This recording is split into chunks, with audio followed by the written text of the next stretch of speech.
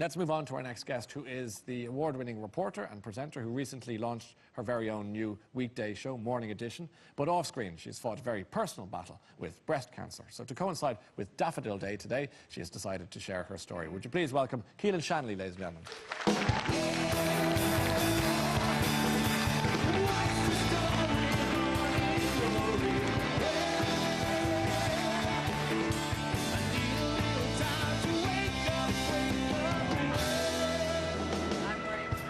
Welcome to the show. Thanks very much. You're no stranger to shows, I suppose, like this in a sense, with your own new programme. It's a little easier that side, though.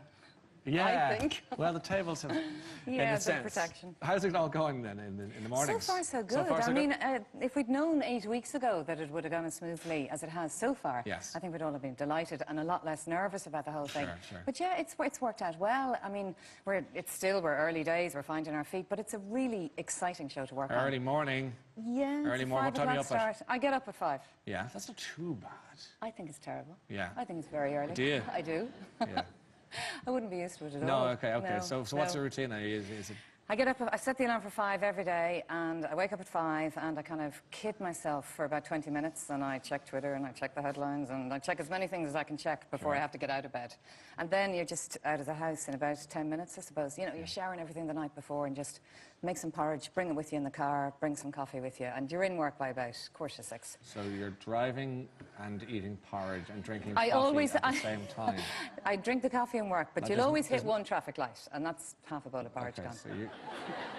So you're eating at a pace that's not healthy as you're stuck at a traffic light. It's better than not eating, though, and that would be the other option. That would be the other option. Why are you a journalist when you should be a scientist?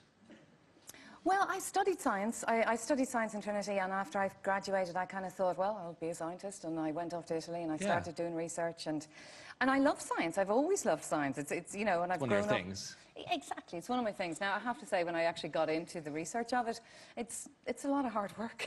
You know, it's a lot of very accurate measuring. So you thought journalism would be easier? Well, no, I'll tell you what happened. When I was in Italy, I was working in the university in Bologna there, and I met a whole new set of people when I lived in Italy. Sure. You know, up to then, I had been very sciencey. You know, I studied science. My family would have a lot of kind of medics and scientists in it, and I just met a lot of journalists. I met a lot of Londoners, actually, living in Bologna, and they introduced me to a whole kind of new way of living, and I made the crossover, really, in Italy. Well, I went and lived in Barcelona for a year, then went back to Italy and set up this desktop publishing business with a friend of mine and went from there. Okay, now we talked about you drifting into that. Today I mentioned in the introduction it's Daffodil Day, and you had, of course, your brush with cancer was more than that.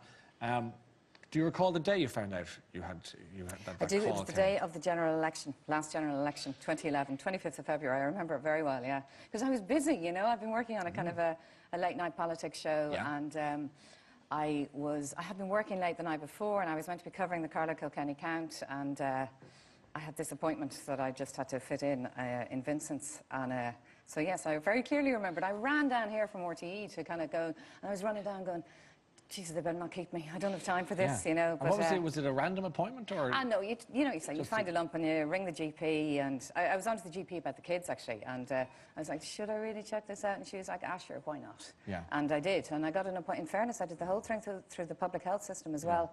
I got referred within a week to Vincent's, and they told me there and then. I was horrified. I mean, I really had no notion. Sort of thing. Well, I'd been to work, you know, running down to work, and they just, you know, I mean, it's a terrific service down there. Yeah. Like, you know, we What did they say to you when you went into the office? They're good. Into Vincent's? Yeah.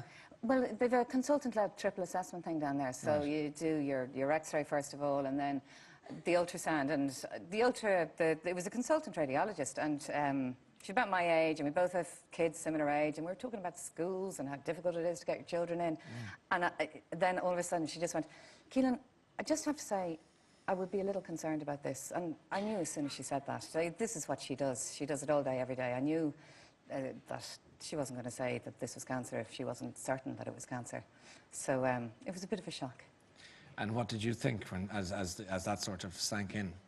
Well, sure, the first thing you think about is your children, you know. I mean, my kids were 2 and 4 then. So it's horrifying. I mean, it's such a scary word, cancer. It still is, it is, yeah, you know. it's daunting. And the thing is, it doesn't always have to be scary. Yeah. Yes, it is it is a scary condition. It does kill people. But when you say, of course, I but appreciate that. But when you say, my first thought was of my children. What are you thinking of your children? Actually, if you hear the word cancer, you think you're going to die, you know, and you're just thinking, well, who's going to mind them? Who's going to be there? And, you know, your brain whirs very quickly through it, you know, and you're kind of, I think by the end of that day, I kind of sorted out what influences I want, which of my sisters would do this and which of my friends would do this. You know, you go into overdrive. It's an awfully shocking word to hear. Yeah. It really is. Of course. But it was grand. Well, in some respects it was, I suppose, but when you leave the office of somebody who has given you that information, and you're on your own, right? What do you do? Do you start making phone calls, or do you just go for a walk in the woods? I mean, what do you think, or what did you do? What I did, I saw the surgeon, and then, you know, I was really quite certain at that point. There was no doubt about it. I went back to work. You don't know what to do. It's like they have handed you this big kind of grenade, and you know that anybody you tell this news to, especially your husband, your father, you know. Yeah. It's just going to explode in their laps. It's one of the worst things about it is having to tell other people, because you've had your shock, but then to pass it on, it's an awful thing to have to do. Really. How did you tell the children? I don't know if we really told the children. We didn't really tell anyone for a few weeks, to be honest with you. You know, we waited for a few tests to come through, and they were very young. Ben was 2, Lucy was 4. And, you know, as it went on and as he got into kind of surgery and treatment and all the rest, I said, well, listen, I just have something sore, and the doctor's going to take it out, and then he's going to give me some medicine. Okay, so you put a sort of a cloud of generalisation over it, I suppose. But you see, they were great ages, 2 and 4. Like, for them, cancer was whatever I told them it was. Okay. You know, they hadn't heard anything about it. They didn't know anything about it. You spoke to your dad that day, I take it? No, I didn't, no. You waited? No, my father was the person I was most... My own mother had died of cancer just a few years previously, and she had had a catastrophic cancer diagnosis. I mean, she was diagnosed at 59 with ovarian cancer, and she was dead just over a year later. And it was a terrible tragedy for the whole family. And I just thought, my God, my poor dad, you know, he's just come through this. And next thing, his eldest daughter arrives in the door, you know, go, listen, I've a bit more news. So he was on his way to America for a big meeting, and I didn't tell him until he came back. I just thought, you know, I knew he wouldn't go. There's no way he would have gone, and I knew it was a big thing, and I wanted him to go. And so we waited and told him when he came back. And also, you know, the first day you get your diagnosis, you don't know anything. You don't know where it is. You don't know how bad it is. Right. It could have been all over, or it could have been just a tiny thing. And by the time he got back, we had a bit more information. So we knew it was, you know, wasn't too bad. When this was the enormity of the scenario settled in your head and your heart, did you see the world differently after this? Did you change your routine? Did you change your attitude to the world? I didn't really. I didn't. I mean, because some people say it's life-changing, and you want to do more, or you want to do things differently. Were you one of those? Well, I mean, I suppose, like, it certainly changed things in the immediate aftermath, you know, and you know, I think what we did, we had planned to go. I was meant to be covering the Carlow-Kilkenny count that weekend, and I didn't do that. But we did go away. We'd booked a break in Kelly's, and we did go, you know, and it was actually an incredibly relaxing 5 days, because all your other worries disappear. When you get something that big thrown at you, nothing else matters, you know, so you can kind of relax into it. So certainly it changes you for the beginning. But it's 2 years since I was diagnosed, and life's back to normal now. And did you work through chemo and everything else that was going on? Yeah, I did. I mean, after the diagnosis, I had surgery about 4 weeks later, whatever, and then the consumer show was starting again. I really didn't want to not do it. And they very kindly allowed me to kind of semi-work on it, you know. I mean, I did very, very little on that. I just would swan in, turn up in studio, and go out again. Not that I'm suggesting you swan in and swan out of studio, Ryan, okay? No, it's an intense workload. It is, yes. No, sorry, let me correct that. But more importantly, were you physically unwell doing shows like that? I mean, did you feel nauseous, or did you feel... Well, the chemo's a 3-week cycle, so, you know, I used to have chemo on a Monday morning, and we recorded the consumer show on a Tuesday. And after chemo, you're given steroids, so steroids keep you're way up there. I mean, you can't sleep, so you're brimming with energy. Right. So just the timing, it fell very well for me. So I was all right. You lost your hair, obviously. I lost my hair, yeah. They told me you'll have your chemo, your hair will come out 14 days later. And you don't believe it. Of course you don't believe it. You think you're going to be different. But sure enough, it came out 14 days later. I don't know. Bang on. I don't know where you got your wig or whatever. 'Cause I would have passed you many times. I would never have guessed or known. I mean, what...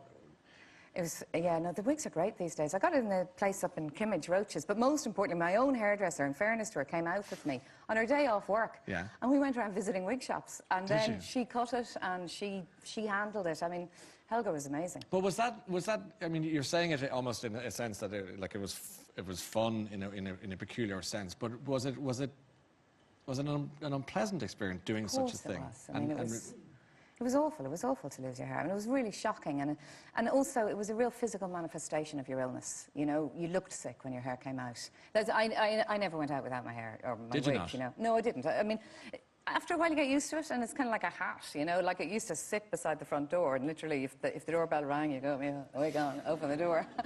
But initially, my son, Ben, he hated it, and he was like, Mama, put your wig on, I don't like your head. But after a few weeks, he got used to it, and it's grand. Look, I mean, you're very, we've got the pictures. This is hair, by the way. Is that real? Yeah. Yeah. So what's that? Is that? I think that's hair, isn't it? That's real? Yeah. Okay, and then the next one we see is you wearing the, as you call it, the hat/wig, and yeah, that's like, the wig. There's not much you between see the colour. So you'd notice it because it's your thanks to head. Helga, you know, she chopped it up for me. She did a funny job. Yeah. And the kids obviously went with that whole side of things. Oh yeah, they used to wear the wig. They did. Just for fun. They still do. It's still hanging around. I mean, you end up having loads of wigs. Like I had 4. You go through them quite quickly. They wear out. Well. But yeah, they're still hanging around for Halloween. When did it become? They're useful to have, so you recycle the wigs. Absolutely. When did it become clear that you had to consider the mastectomy? Initially, they had thought possibly a lumpectomy was 2 centimetres of cancer or whatever, and then they did an MRI, and it was much more extensive than they had thought. Yeah. But I mean, at that point, you don't really mind that much. All you want to know is that it hasn't spread anywhere else. Right. So that's like, oh, okay, is it still contained within the area? Then you're kind of okay with that. So you weren't as concerned about, you know, your womanhood, your sense of as Ryan, a human if they being. had told me if you take off your right arm, it'll improve your chances of survival, So I would have given them my right arm. Yeah. Like I mean, I don't want to sound blasé about that. Sure. Because, you know, I know like 50 women a week, I'd say, or that's what the stats say, are diagnosed with breast cancer in Ireland. And I was diagnosed on a Friday morning at Vincent's, and I know that there will be women who were diagnosed this morning with it, you know, so I know how frightening it all is at the beginning. But if you had been diagnosed, I just want to get cured. 20 years ago, do you think, would it have been a different world for you? I think it would have been, yeah. Do you believe it's funny, I was talking to Janice Walsh, an oncologist, today, because we were covering Daffodil Day on Morning Edition. Yeah.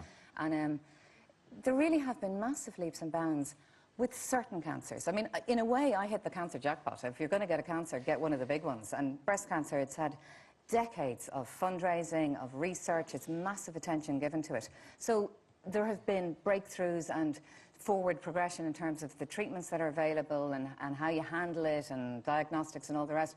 But equally, there are the kind of the poor relation cancers as well, with fewer people getting them, so there isn't as much in it for the drug companies, so there just aren't the treatment options. I mean, I have a good friend at the moment who's got a very rare cancer, and he's pretty much run out of treatment options already, you know. It's distressing, isn't it, to say the least. What about you now? How are you doing? I'm great. And where are you at with cancer?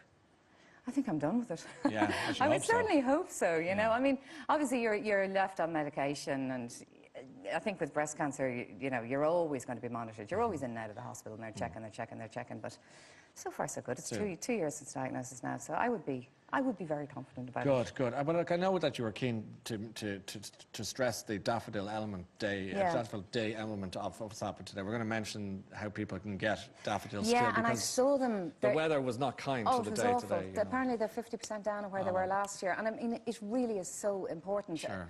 You know, like, I am so lucky to have benefited from all the years of fundraising and research, and there are many other cancers that have yet to be cracked, if you like. Sure. And, you know, equally, I have to say, not everybody will survive breast cancer, you know. I mean, we have to... It's funny, I was talking to someone today, and she said, you know, we always talk about cancer, we talk about fighting it, we talk about survivors, we talk about victory, all this kind of thing. She said, nobody ever really talks about the people who die, and people are still dying of cancer, and I think today is a day for them as well. Okay, well, hopefully, as I say, when I give the details, people will maybe head onto the website and make a little effort, a contribution, if they can. In the meantime, we'll be seeing more of you, not only in the morning times, but in the evening times. You're back with the Consumer Show. When's that all kicking off again? Just after Easter. Okay, so we can expect all sorts of... Absolutely, hopefully. We've got, it's kind of...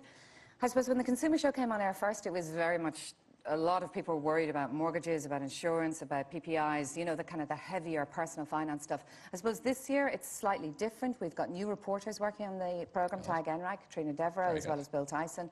And it's more kind of how you spend your money in your day-to-day life. I mean, I know Katrina and Tag have been working on something about sterling differential. And it's amazing. Like, they went out and got a basket of stuff, clothes, cosmetics, the kind of things you spend your disposable income on. There's still a 20% differential between buying that basket in the UK and Ireland. Now, I know they have to ship it over, but 20%. Right, so that's the kind of thing we can expect on the Consumer Show. Keelin, it's great to see you, looking so well and fit and hearty, so continued success in all the programmes you do, and thanks for coming to see us tonight. Thank you very much. Keelin Shanley, ladies and gentlemen. Thank you, Keelin. Yep.